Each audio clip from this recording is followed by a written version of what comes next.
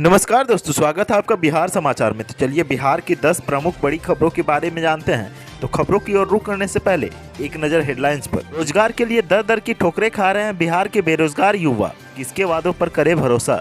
Private स्कूलों की मनमानी के खिलाफ पटना की सड़कों पर उतरे लोग, प्राइवेट स्कूलों पर लगाम कसने और 60% फीस माफ करने की मांग रखी। 7 मार्च को रविदास जयंती के मौके पर निकलेगी शोभा यात्रा। तेजस्वी यादव के आवास पर जयंती समारोह का होगा आयोजन। कोरोना टेस्टिंग के बाद बिहार में अब चुनाव घोटाला, चुनावी खर्च के नाम पर एजेंसियों ने दिया करोड़ों का फर्जी बिल। पंचायती राज को लेकर बड़े फैसले की तैयारी, अब 7,000 से कम आबादी वाले गांवों को पंचायत बनाएगी सरकार। 8वीं तक के बच्चों को परीक्षा लिए बगैर प्रमोट कर सकती है सरकार। कोरोना महामारी के कारण बड़े फैसले की तैयारी, चंदा तो बहाना है, मकसद हर घर तक जाना है। संघ प्रमुख ने राम मंदिर निर्माण के साथ एजेंडा किया क्लियर। रालोसपा ने कहा किसानों के हित में नहीं कृषि कानून, कालाबाजारी और जमाखोरी को बढ़ावा देने वाला है। तेज प्रताप के बयान के बाद बिहार की सियासत हुई तेज। कांग्रेस और बीजेपी ने इसे आरजेडी का आंतरिक मामला बताया। तो क्या कोरोना ने इंटर परीक्षार्थियों को कदाचार के लिए किया मजबूर?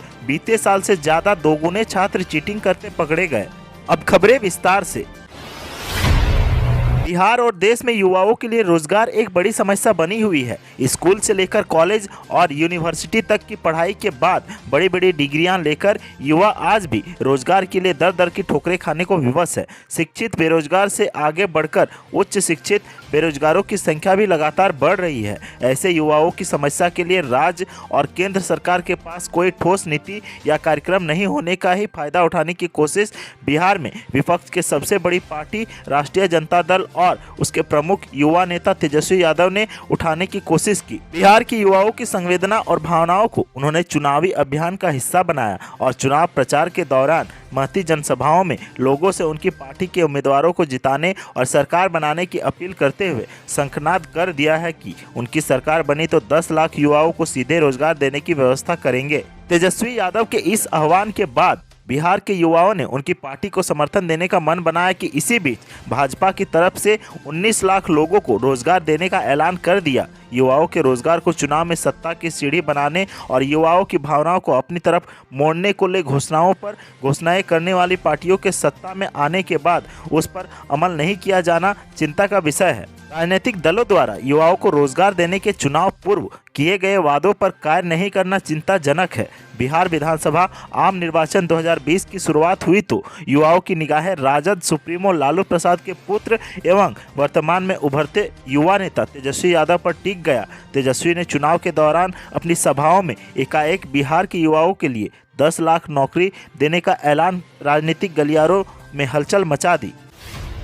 प्राइवेट स्कूलों की मनमानी के खिलाफ पटना में रविवार को आक्रोश मार्च निकाला गया। शिक्षा के व्यवसायीकरण के खिलाफ जागो के तत्वाधान में छात्र अभिभावक संघर्ष समिति ने यह मार्च निकाला। इस दौरान प्राइवेट स्कूलों के खिलाफ प्रदर्शन किया गया और जमकर नारेबाजी भी की गई। प्रदर्शन कर रहे लोगों ने बताया कि सरकार पर शिक्षा माफिया पूरी तरह से हावी है। शिक्षा माफिया पर सरकार का कोई नियंत्रण नहीं है। यही कारण है कि प्राइवेट स्कूलों की मनमानी आज भी जारी है। कोरोना काल में कई लोगों की नौकरियां चली गई, इसके बावजूद अभिभावकों से आज भी फीस ली जा रही है। कई महीनों से तो स्कूल भी बंद है, लेकिन ऑनलाइन क्लास के नाम पर पैसे की वसूली जारी है। आक्रोश मार्च के दौरान छात्र अभिभावक समिति के सदस्यों ने कोरोना काल के दौरान 60% फीस माफ किए जाने और सभी प्राइवेट स्कूलों पर लगाम कसने की मांग सरकार से की है। मांग पूरी नहीं होने पर समिति के सदस्यों ने आंदोलन को तेज करने की धमकी दी है।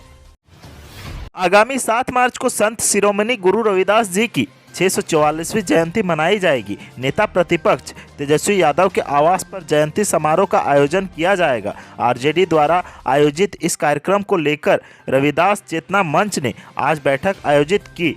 बैठक में आरजेडी का तमाम विधायक मौजूद रहे। बैठक के दौरान जानकारी देते हुए पूर्व मंत्री शिवचंद्र राम ने बताया कि नीतीश सरकार में दलितों पर अत्याचार हो रहे हैं, दलित समाज के लोगों को प्रताड़ित किया जा रहा है। शिवचंद्र राम ने हाल ही का घटना उदाहरण देते हुए कहा कि रविदास समाज में आने वाले खान और भूतत्व मंत्री जनक राम के साथ भी गलत किया गया। मंत्री जनक राम को कार्यकाल के चपरासी के हाथों गुलदस्ता देकर स्वागत कराया गया। ऐसे तमाम मुद्दों को लेकर रविदास चेतना मंच जयंती समारोह के मौके पर अपनी बातें रखने की कोशिश करेगा। आगामी 7 मार्च को होने वाले रविदास जयंती के मौके पर भव्य शोभा यात्रा निकाली जाएगी। उसी दिन शाम को दीप जलाकर जयंती समारोह भी मनाई जाएगी।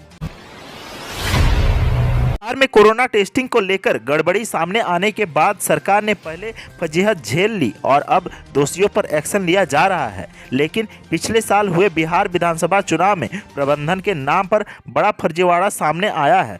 बिहार विधानसभा में मनमाने तरीके से खर्च और फर्जीवाड़े का सनसनीखेज मामला उजागर हुआ है। दरअसल पटना जिले में चुनाव की तैयारियों और प्रबंधन को लेकर जो बिल एजेंसियों की तरफ से जमा किया गया उस पर संदेह होने के बाद जिला प्रशासन ने जांच कराई और इसमें बड़े पैमाने पर गड़बड़ी सामने आई है। विधानसभा चुनाव में अर्धसैनिक बलों की कई कंपनियां पटना जिले में तैनात की गई थी। अर्धसैनिक बलों के रहने के लिए टेंट, खाने की व्यवस्था और एक जगह से दूसरे जगह जाने के लिए गाड़ियों समेत अन्य खर्चे के लिए एजेंसी ने 42 करोड़ का बिल दिया। 2014 के लोकसभा चुनाव में पटना जिले में 50 अर्धसैनिक बलों की कंपनियां तैनात की गई थी, जिस पर तकरीबन 2 करोड़ 30 लाख रुपए का खर्च आया था। जबकि 2020 में विधानसभा चुनाव में पटना जिले में 215 कंपनियों का खर्चे का आकलन 42 करोड़ दिखाया गया है।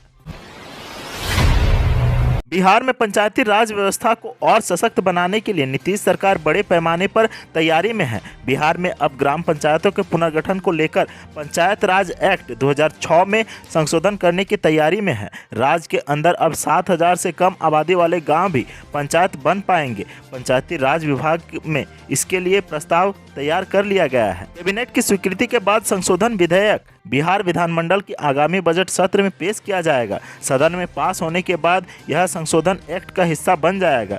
नए नगर निकायों में गठन की प्रक्रिया में कई ग्राम पंचायतों का हिस्सा उसमें शामिल हो गया है। उसके बाद ऐसे प्रभावित ग्राम पंचायतों के पुनर्गठन की कवायद सरकार ने शुरू कर दी है। इसमें संबंधित दिशा निर्देश जिला अधिकारियों को जारी कर दिया गया है। राज्य के अंदर जो अभी पंचायत राज एक्ट लागू है उसमें पंचायतों की आबादी का अलग मापदंड है। अब तक के पंचायत पुनर्गठन के लिए 7,000 की आबादी के शर्त है, लेकिन इसे घटाकर 3,000 किए जाने की शर्त है।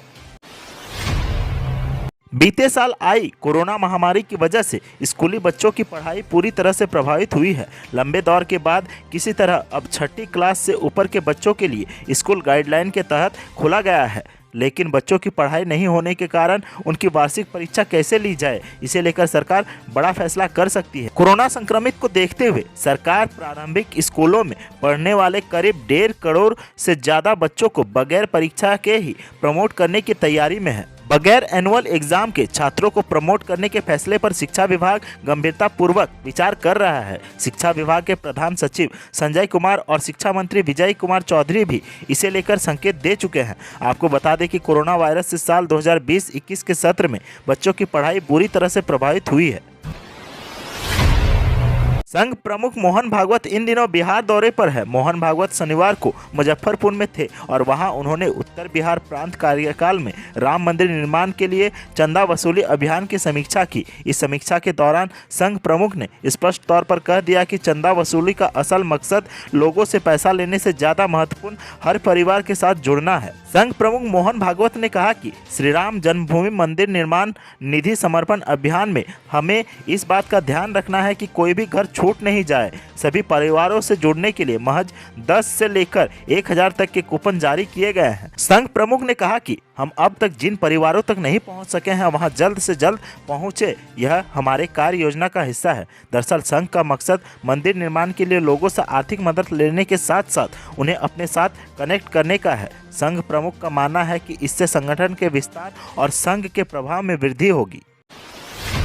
राष्ट्रीय लोक समता पार्टी ने कृषि कानून को किसानों के खिलाफ बताया है। रविवार को रालोसपा ने कहा कि नया कृषि कानून कालाबाजारी और जमाखोरी को बढ़ावा देने वाला है। इससे न सिर्फ किसानों को बल्कि आम लोगों को भी परेशानी का सामना करना पड़ेगा। रालोसपा राज्यव्यापी किसान चौपाल में इन कृषि कानूनों के काले पक्ष को किसानों और आम लोगों के सामने रख रही है। रालोसपा किसान चौपाल के 14 दिन पूरे हो गए हैं और पार्टी ने बिहार के विभिन्न जिलों में करीब 4,000 गाँवों में अब तक चौपाल लगाई जा चुकी है। राष्ट्रीय लोक समता पार्टी के राष्ट्रीय महासचिव व प्रवक्ता फजम इमाम मलिक और प्रदेश महासचिव व प्रवक्ता धीरज सिंह कुशवाहा ने पार्टी कार्यालय में आयोजित प्रेस कॉन्फ्रेंस में यह जानकारी दी।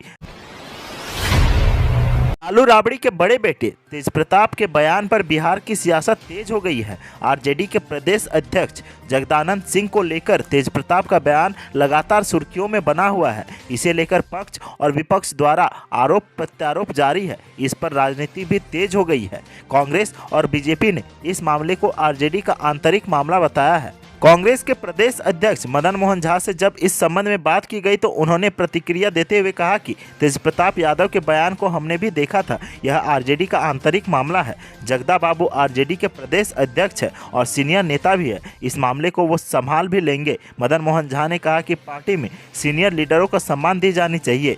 पार्टी में शिष्टाचार और अनुशासन को बनाए रखना भी बेहद जरूरी है।